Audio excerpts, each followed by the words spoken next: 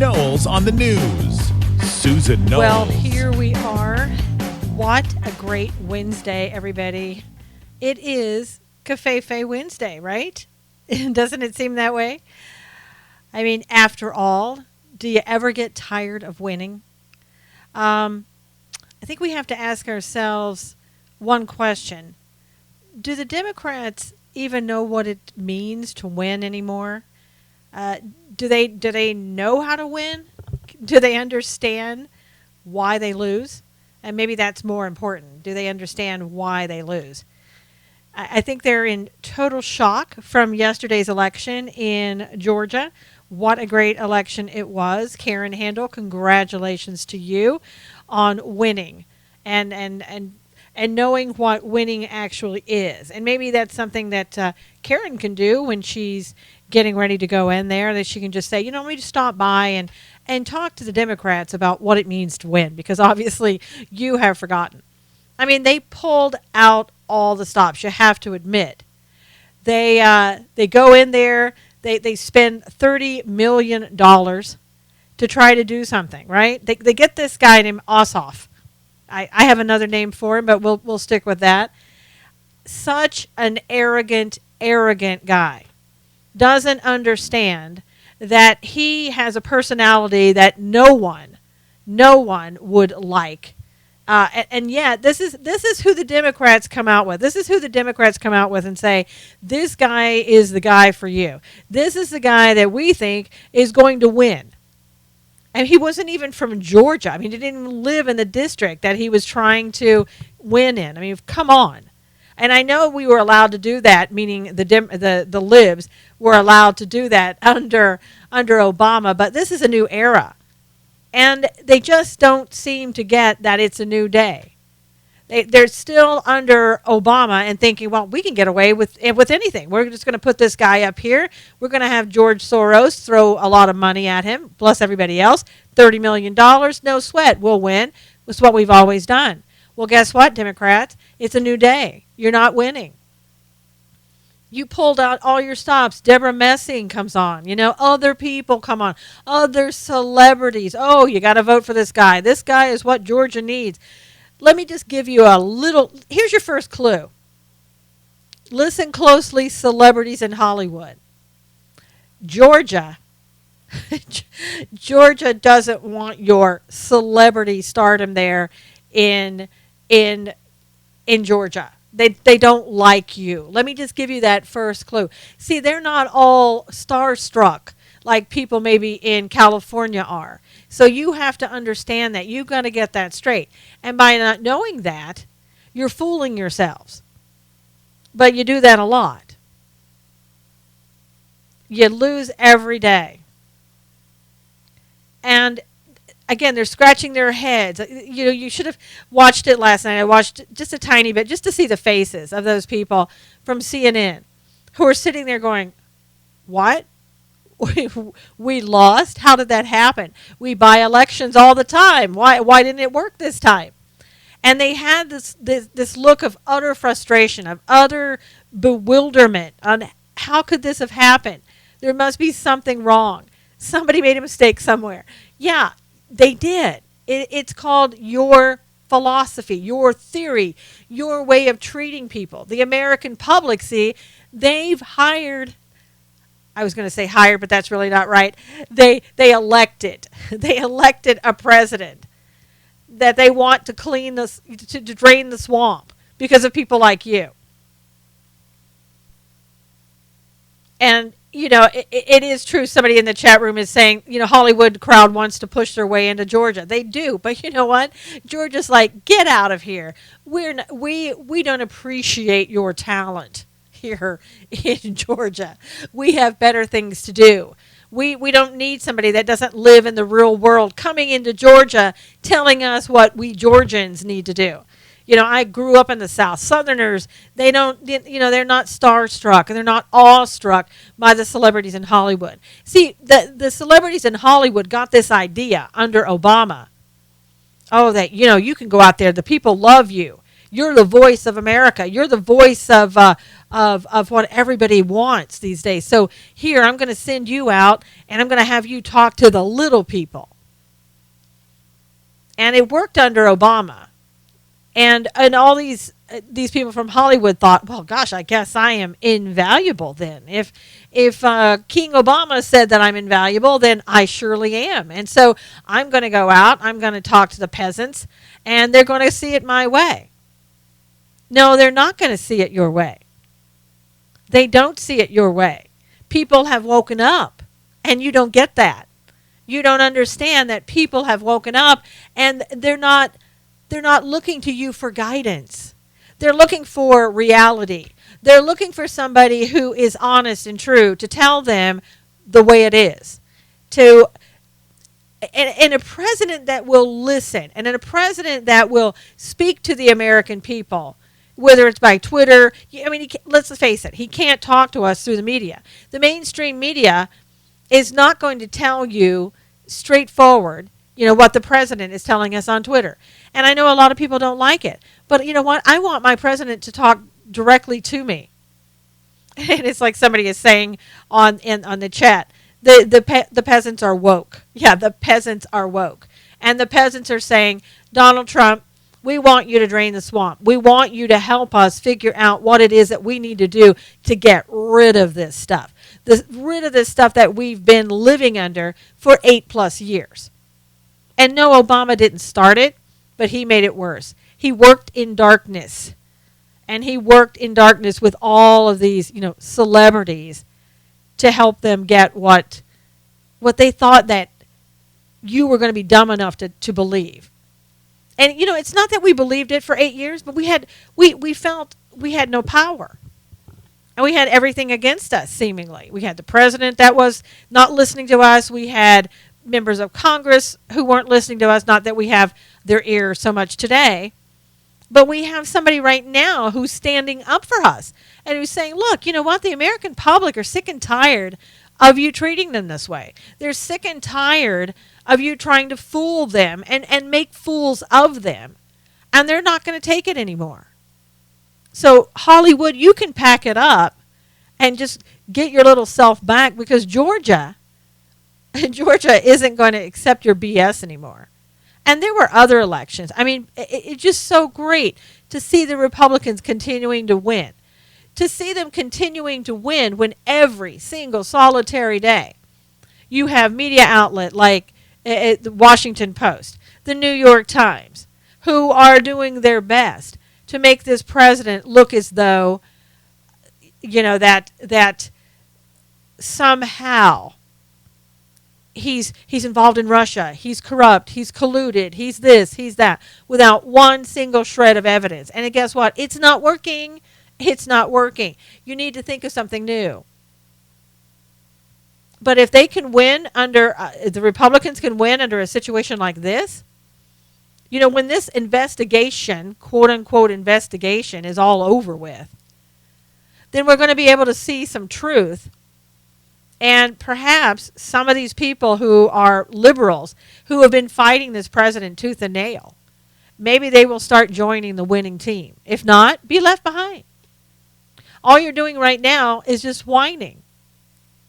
You're sitting there whining because you're winning, you're losing everything, and the Republicans are winning.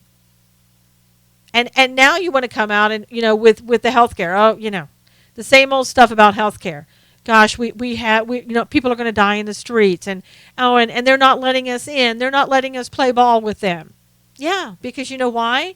Because every opportunity you get, you try to deny this president his agenda, what he needs to do to help this country, and you deny the American people what they need to help themselves in this country. So you know what? I don't care that you're sitting on the outside looking in.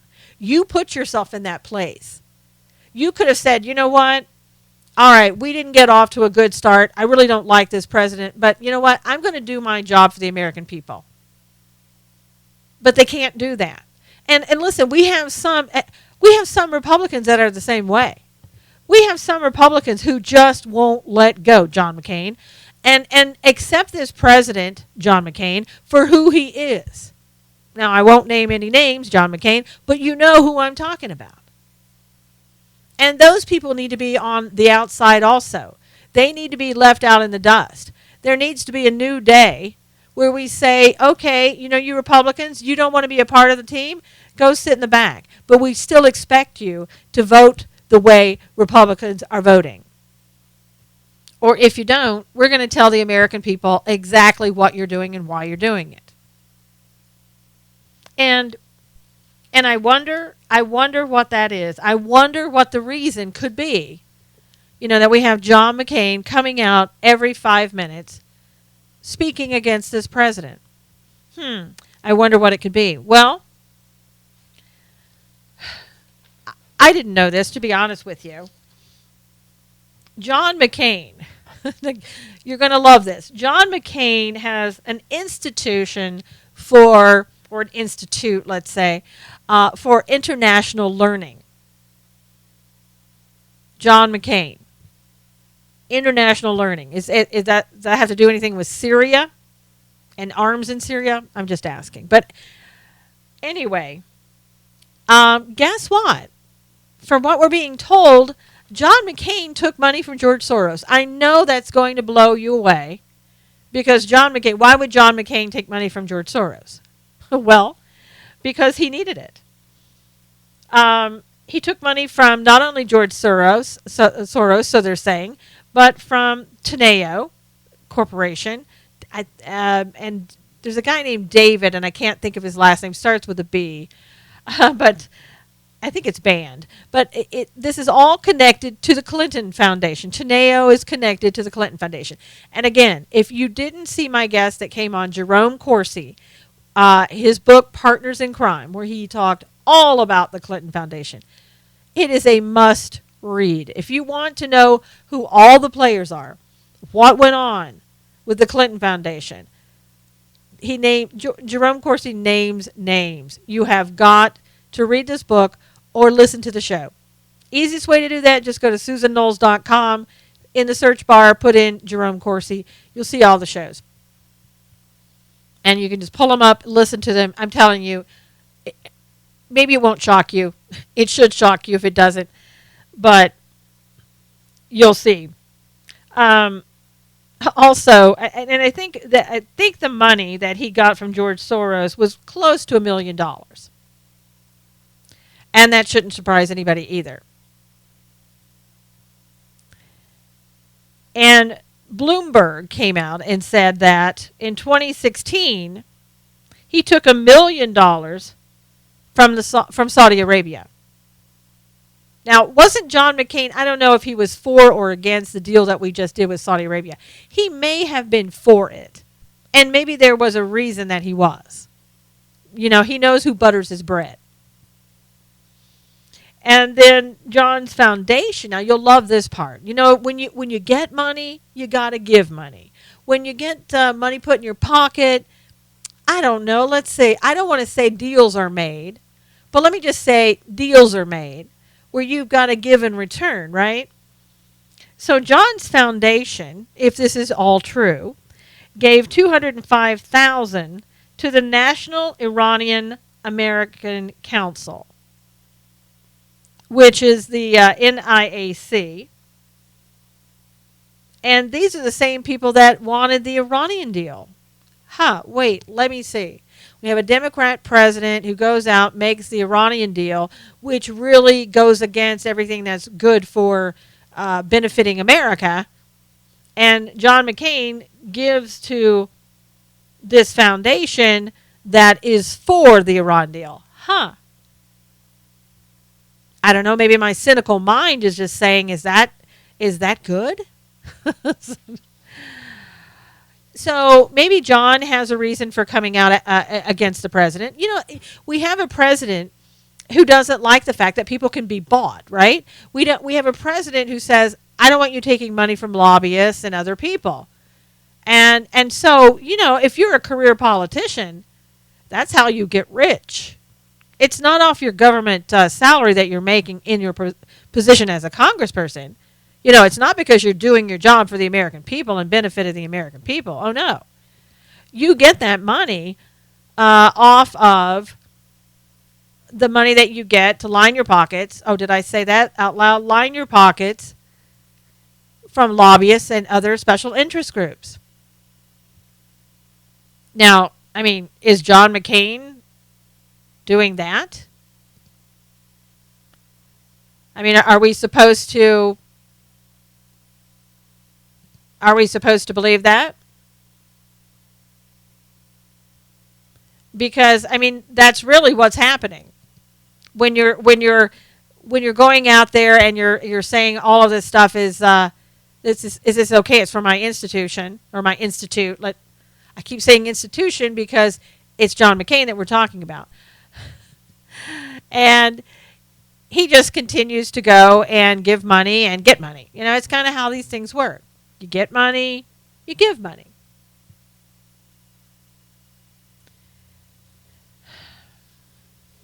So we'll see. We'll see if there's any wrongdoing in what John's doing now. I'm not saying there is, but I'm saying that he may have a reason for doing and saying the things that he does and says.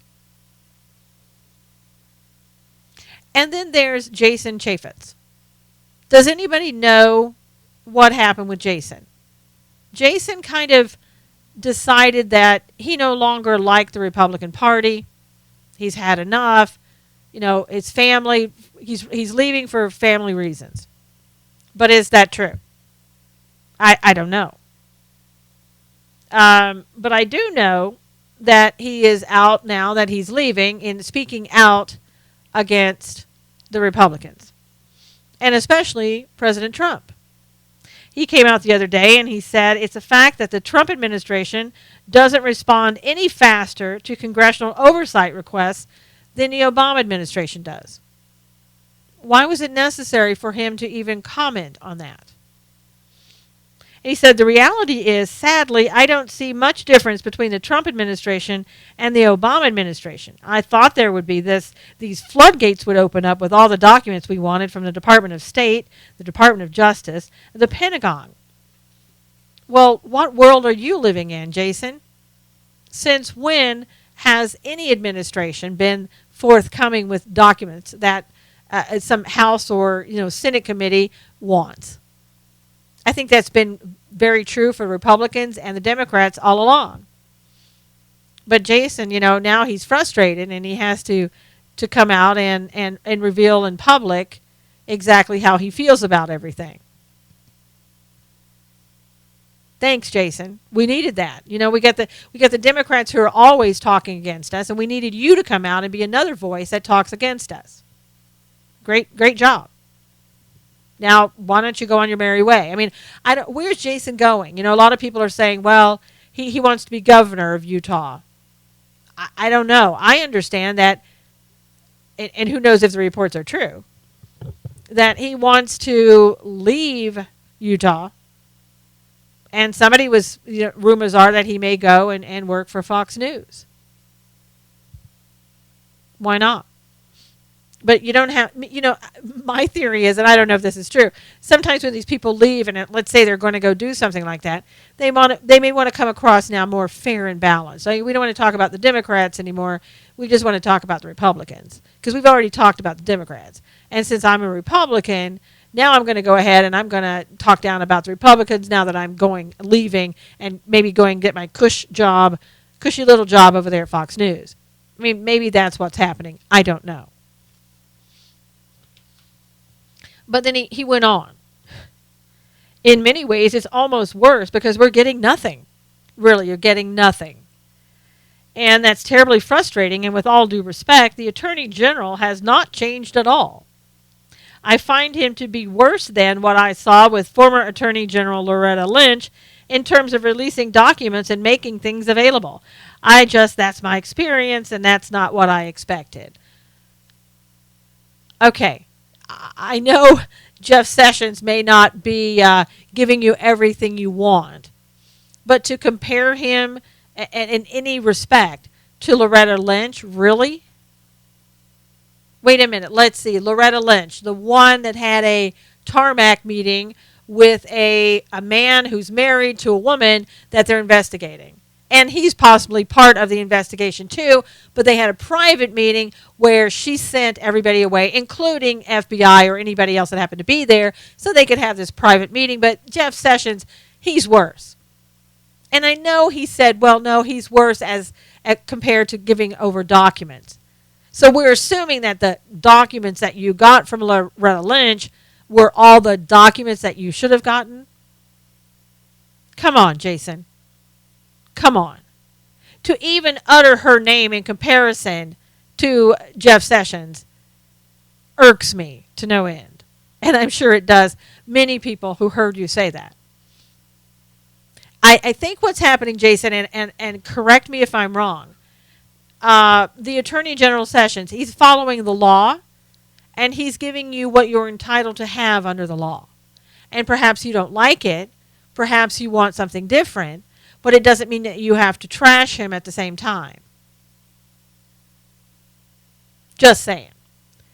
And, if you're going over there to Fox News, good luck. Good luck with that. And good luck with, tearing down the American public and tearing down the Republicans, and see where that gets you. See where that gets your ratings, Jason. It's not going to be that great. I just don't know why these people can't leave office or do their jobs without complaining and tearing down their own party. That's the one thing. We don't hear people on the left tearing down their party. But every chance we get on the right, we go out in front of the camera, we tear down President Trump. If we don't tear him down, we just don't support him.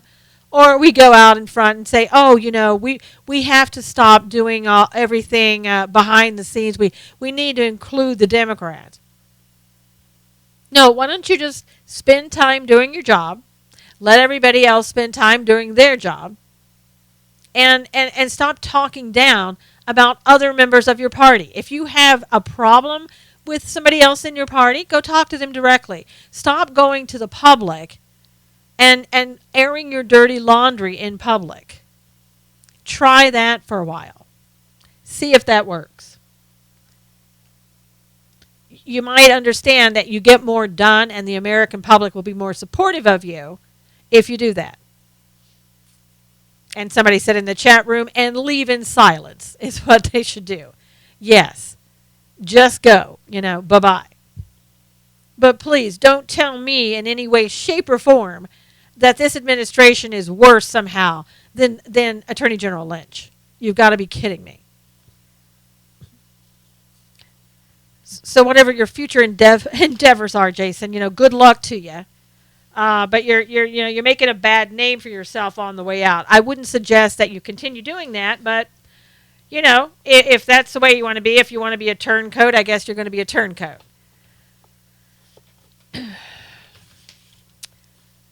And speaking of the Democrats.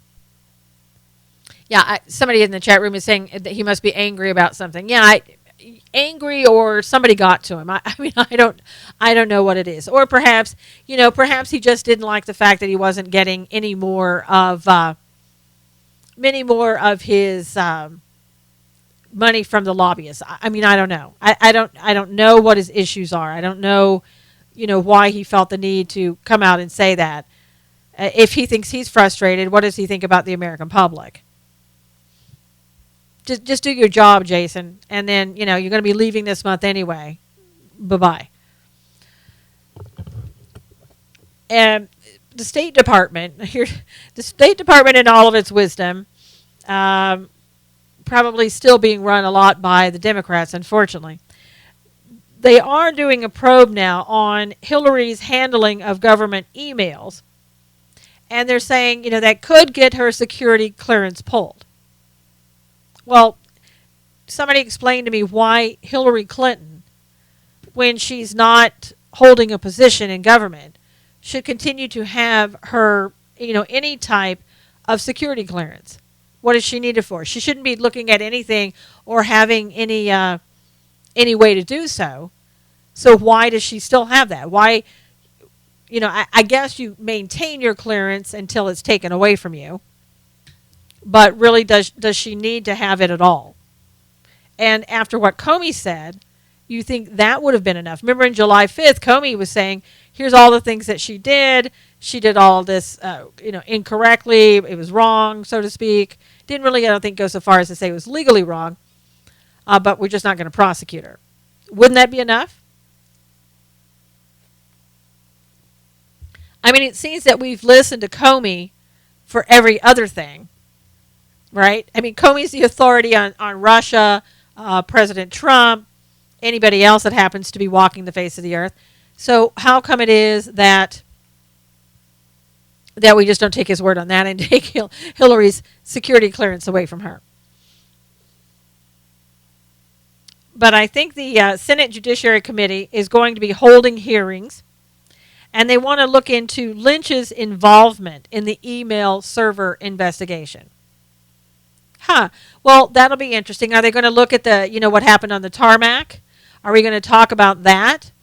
Are we going to talk about her when she, supposedly, allegedly said to Comey, because he testified about this, that she wasn't going to look too deeply into Hillary Clinton and the investigation, and then kind of wouldn't respond to him when he asked the question, and then said, well, I want you to go out there and say, here, puppet Comey, I want you to go out there and say that Hillary matter rather than, investigation.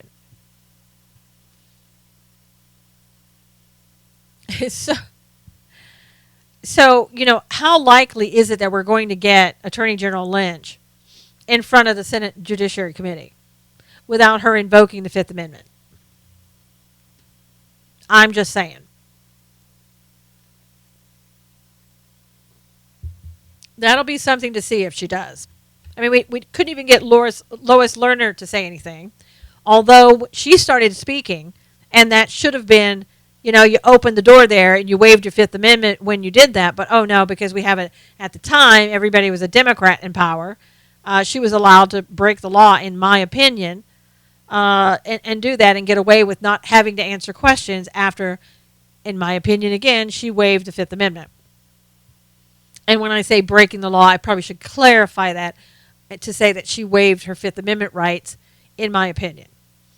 But, of course, that never happened. And she's living a good life right now. I think she's getting her pension and everything else. So isn't that great? Isn't that just great? Now, there's some other troubling things. Somebody's asking me, can they subpoena her? Yes, they can. But that doesn't mean that when she gets there that she's going to say anything. She may just say, I'm pleading the Fifth. And in a way, because she put herself personally into a situation like that. And remember, this woman was appointed under Bill Clinton. Okay? It looks so suspicious, everything that she did right down the line. And she was waiting and willing to do, it seems, whatever she needed to do in order to get Hillary Clinton into office and continue on in her role as Attorney General. Or some higher role at that time. I mean, who knows? Maybe they would have put her on the Supreme Court had Hillary won. But if she didn't do it, it looks really bad. that was her motive.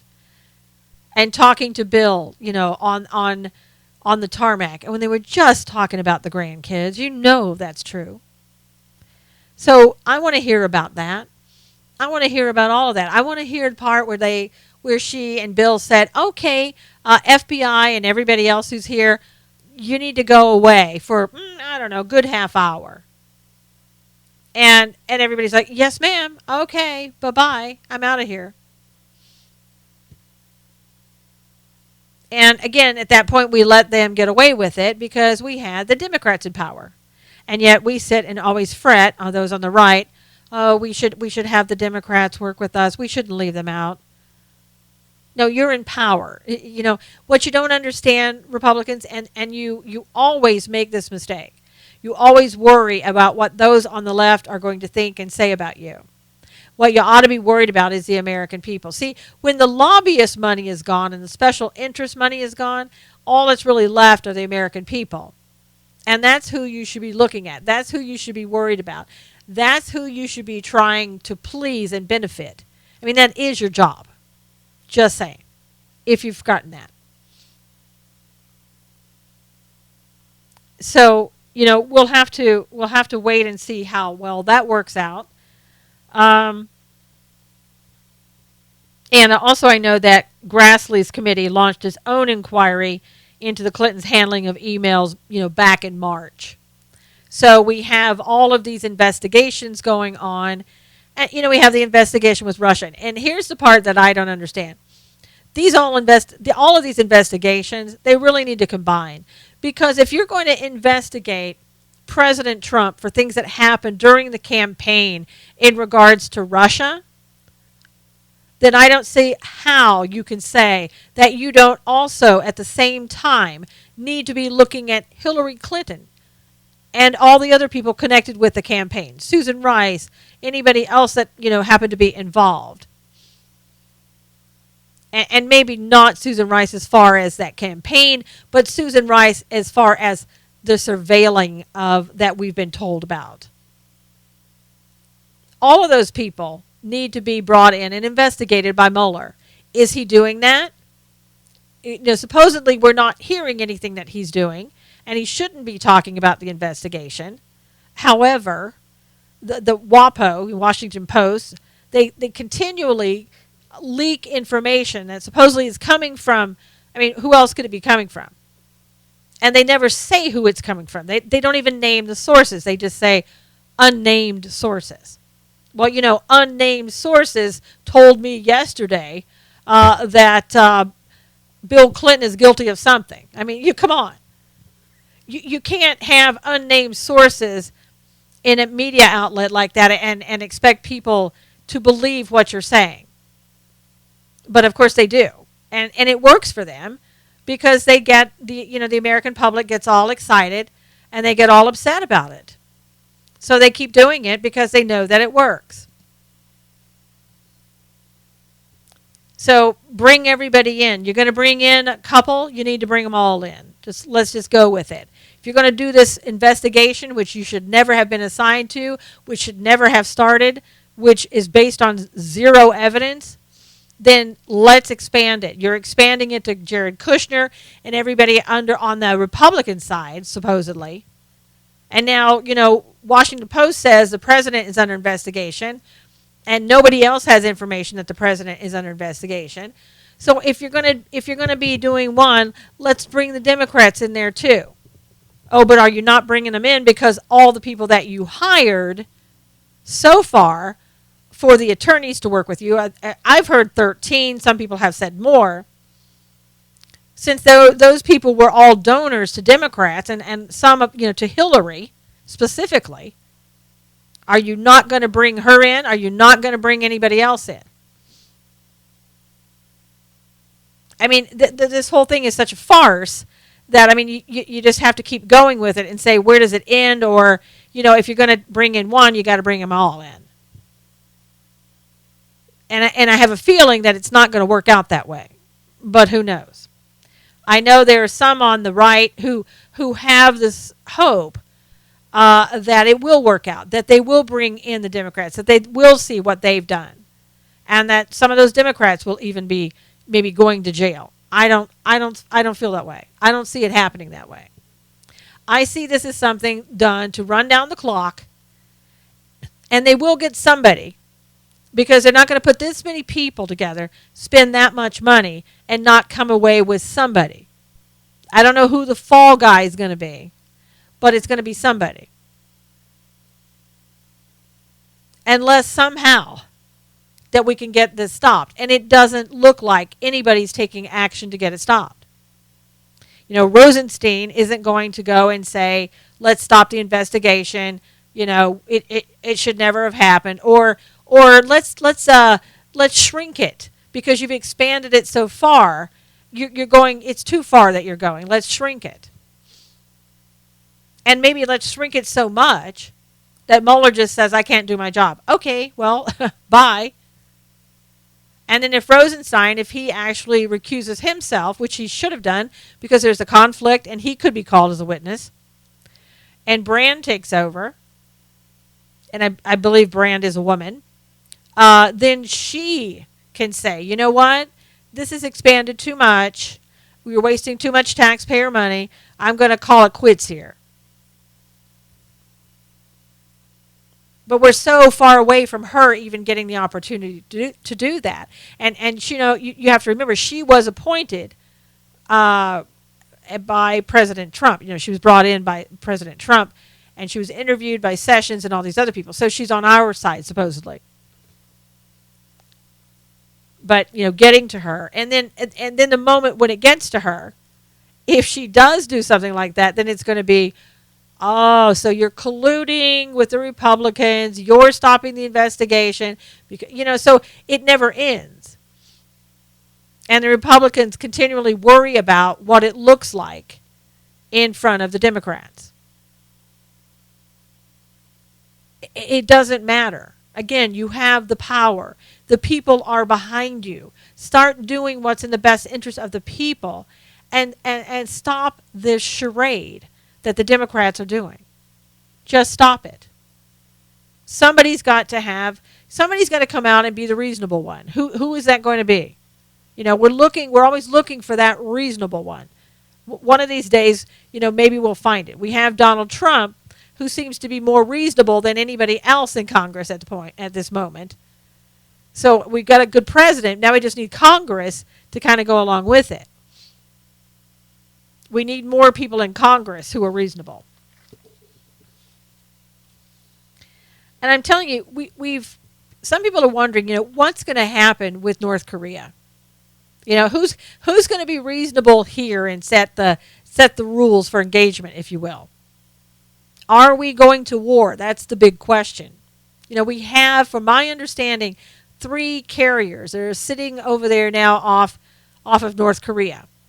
And typically when we do that, when we've ever had that many lined up, we've gone to war.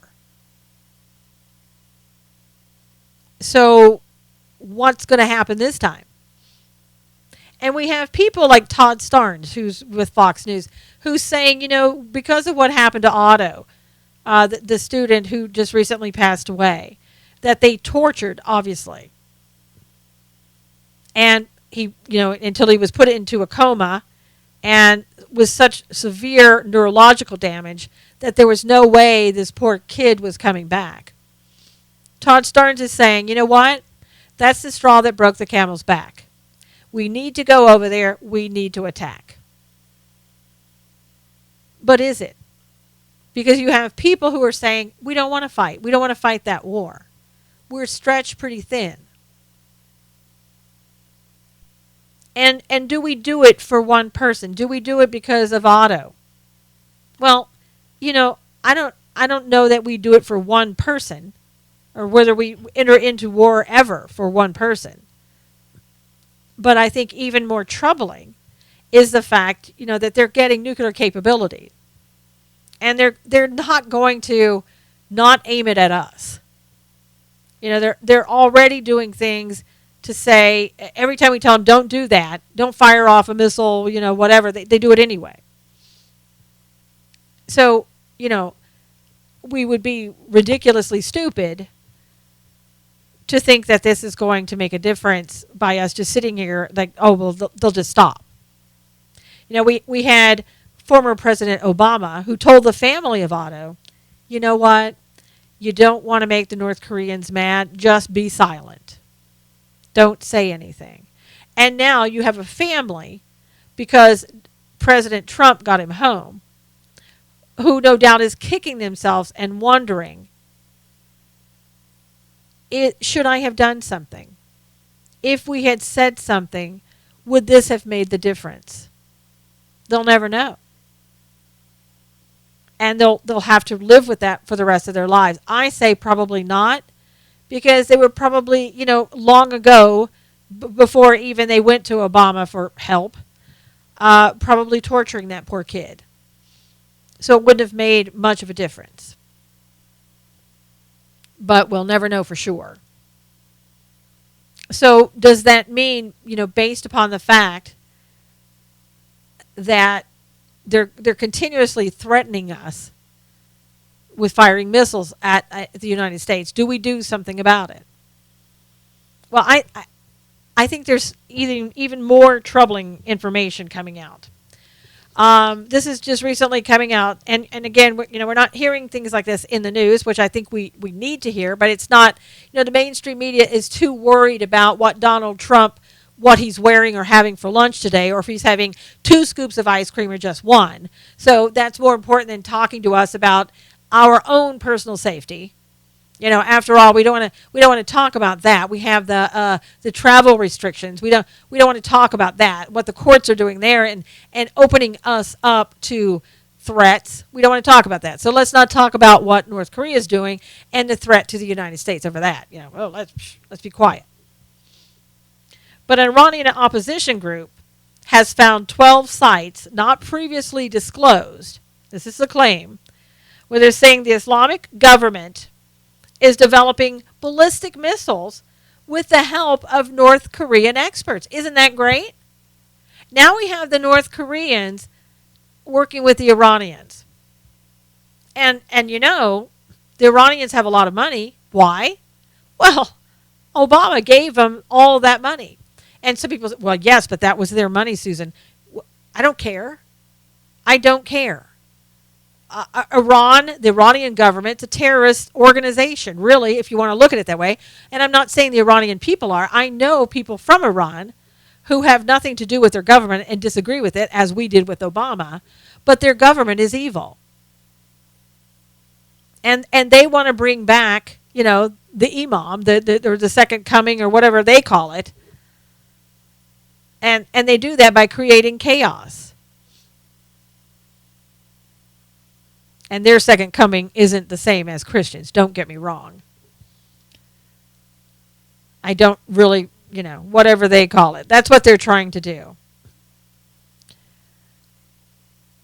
And so here we have this. The Iran missile program, they're saying, has accelerated since it signed an agreement on July 14th, 2015, to limit its development of nuclear weapons. So in other words, they signed this agreement to limit their nuclear weapons. And so what do? They just go out and get somebody else to do it for them. And I said this long ago. Iran got all of this money. They may not be able to sit in Iran and develop all of these weapons, but they can go to Russia, they can go to North Korea, they can go to China, they can go anywhere and say, here's some money. How much do you want? We've got a lot of money coming your way. Obama was really generous to us. And they can have these weapons built. They can pay for these experts and their opinions. And meantime, we're sitting back here and the UN saying, oh, they're doing everything they're supposed to do. The UN is probably the most useless organization I can think of. So it wouldn't surprise me. It says the report shines a light on 3 key aspects of Iran's missile program. It reveals the existence of 12 previously unknown missile development sites. It discloses details about those sites, including locations and facilities at the sites. And it describes the partnership between the Islamic Revolutionary Guard Corps and the North Korean experts. Wow, a marriage made in heaven. Among the 42 missile sites, which include the 12 newly disclosed sites, 15 are part of a manufacturing network.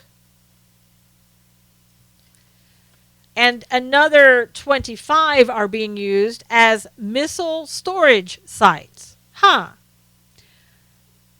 Oh, that's right.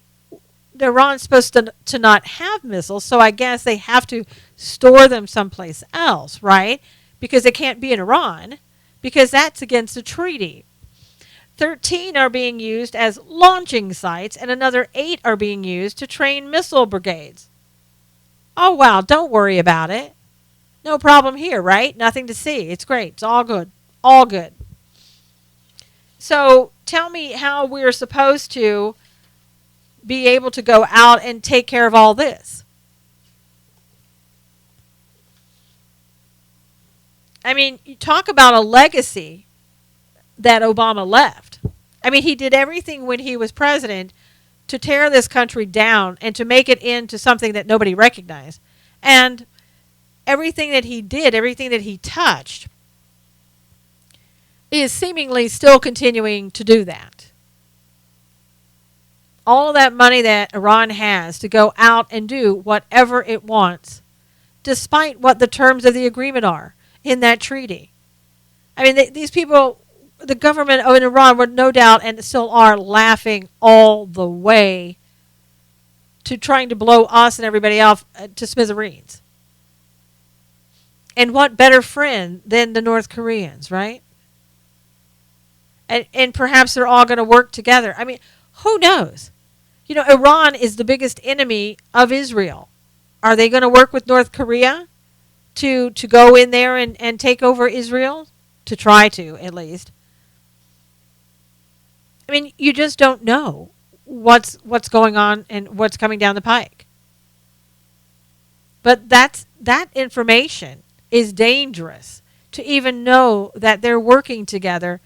And again, why isn't our media reporting any of that? You know, they're too busy out there again running down the president or what Barron is wearing today and how they don't like it or, you know, whatever the case may be. But this is serious. And maybe that's another reason that the United States is looking at going after North Korea because of this seeming alliance that is growing with Iran. I mean, that could be worse news for the United States and worse news for Israel. And anybody who thinks that, you know, this won't impact Israel is out of their minds. So maybe this will be one reason that we have to go against North Korea, because maybe we know some things that the media is not telling us about the threat to Israel between this alliance with Iran and North Korea. You just don't know, and we're not going to know. And maybe that's why we have 3 carriers sitting over there in preparation. So it would be bigger than Otto. It would be bigger than most people would even realize. But potentially a real threat to Israel. And in turn, secondarily, a big threat to the United States. But I have a feeling that it's Israel that's more in trouble than we are right now because of what's going on. So, you know, keep your eyes open on that. That's a huge problem. You know, and another huge problem that's coming on that really is not being talked about again in mainstream media. You're not going to hear about it. But this is something that we, the public, need to keep our eyes on as well. You remember recently how the president signed an executive order, and that executive order was to protect VA whistleblowers.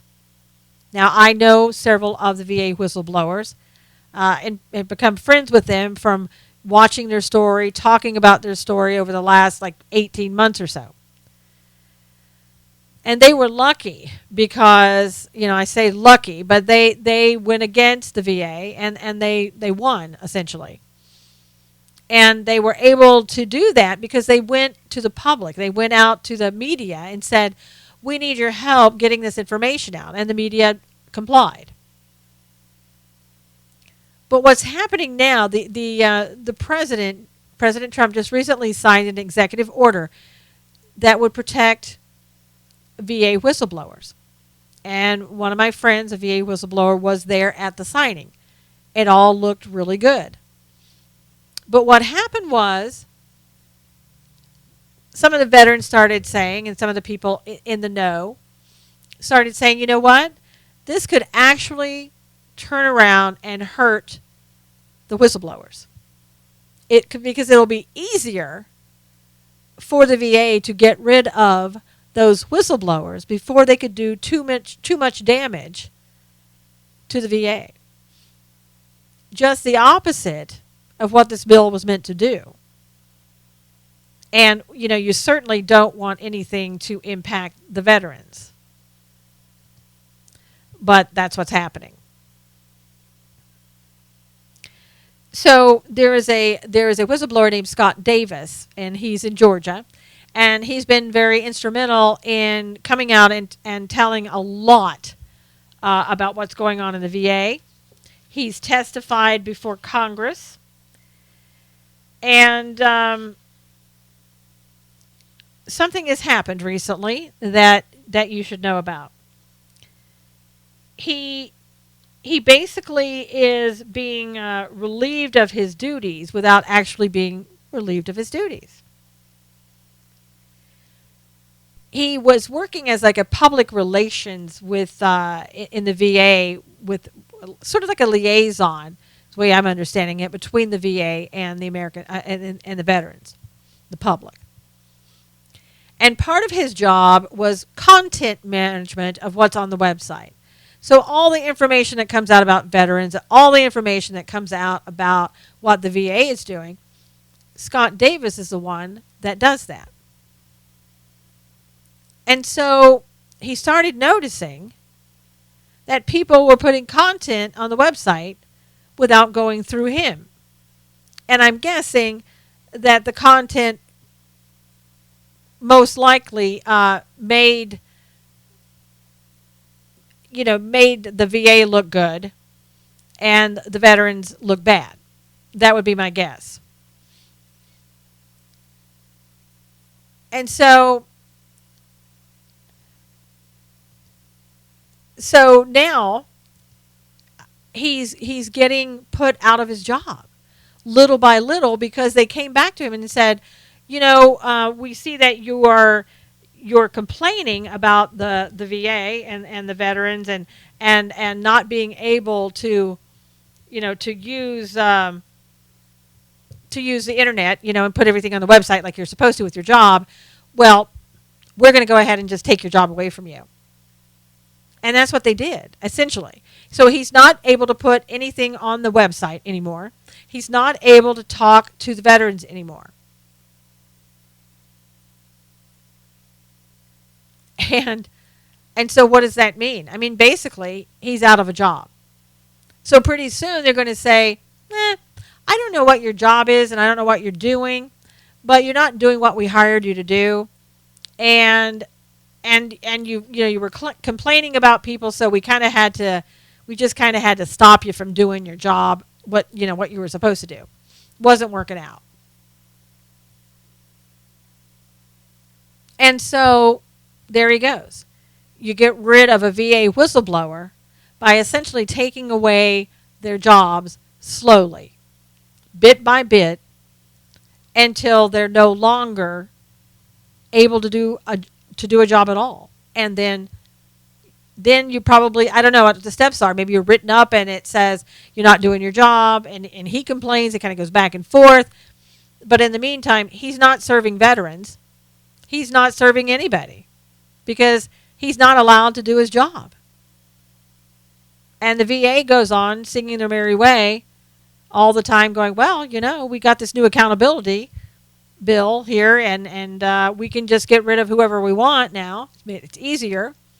And we'll just get rid of you, Scott Davis, because we don't need you in here telling everybody about what the VA is doing wrong. So the public needs to become more aware of this. And we need to get the word out about it. This is absolutely unfair for somebody like Scott Davis, who is imperative for veterans to have in the VA working for them.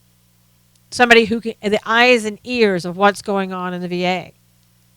And Scott has been that person. I think he's part of the people that talked about the wait list, and how people died. And as I said, he spoke before Congress. And so all of those people now that were whistleblowers, and there are still some working for the VA, they're going to have to walk around on eggshells, because now the VA is sitting here going, look, you know what? President just signed this executive order, and I can get rid of you if I want to. I can start taking bits and pieces of your job away until you have no more job. And then we'll just say, time for you to go. Not what the president intended, not what anybody intended.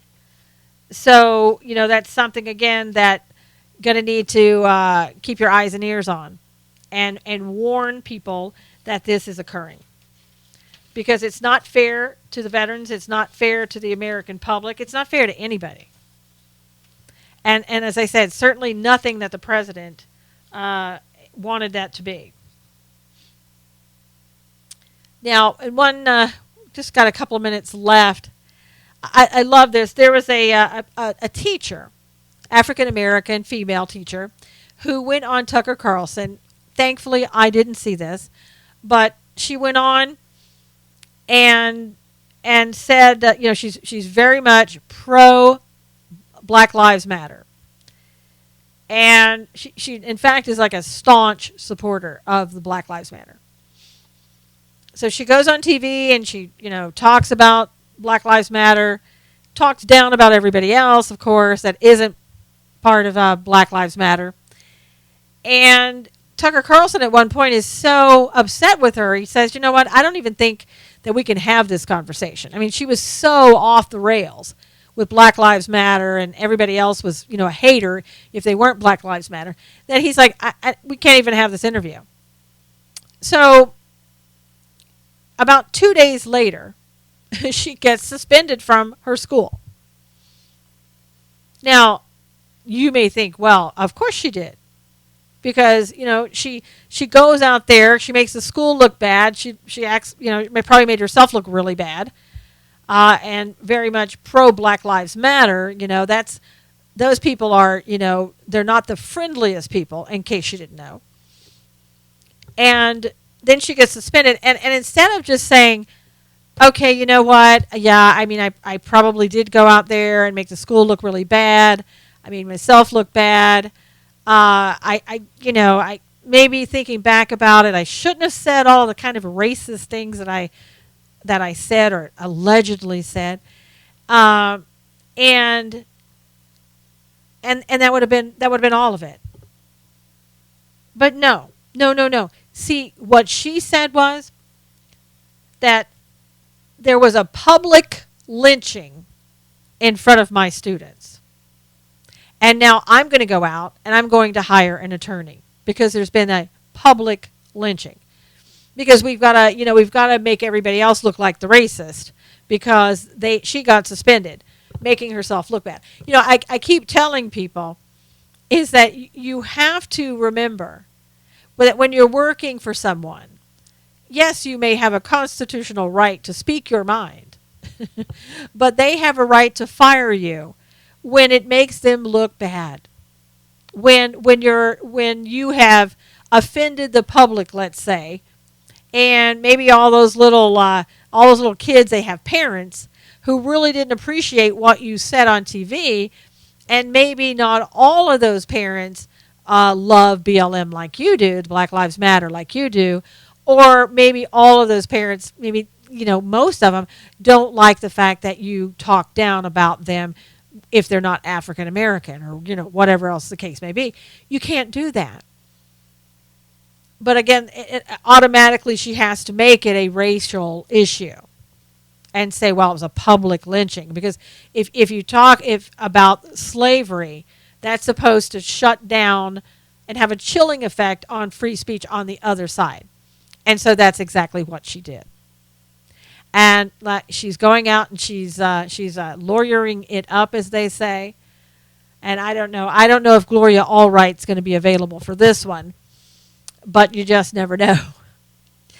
And it's laughable in the way that you want people to just get back to common sense. But maybe one day we will. We can always hope for that. But don't count on it coming too soon. People are used to doing this. They've been used to doing this for a long, long time, more than 8 years, but certainly during those 8 years. And bad habits don't die quickly, right? They need time to go away, and hopefully pretty soon all of this and all of these people with their crazy ideas will just kind of keep them to themselves. I thank you so much for being here today. Until next week, take care of yourself. enjoy life. It's not always about the news, but we try to make it that way sometimes. But anyway, I'll see you again next week. Take care. God bless you. See you again next week and real soon. All right. So I want to thank everybody for coming on today and watching the taping of Knowles on the News. And we'll see you again next week for another episode of Knowles on the News. If you would, please share this with everybody. Knowles on the News. Take care. Knowles on the News. Susan Knowles.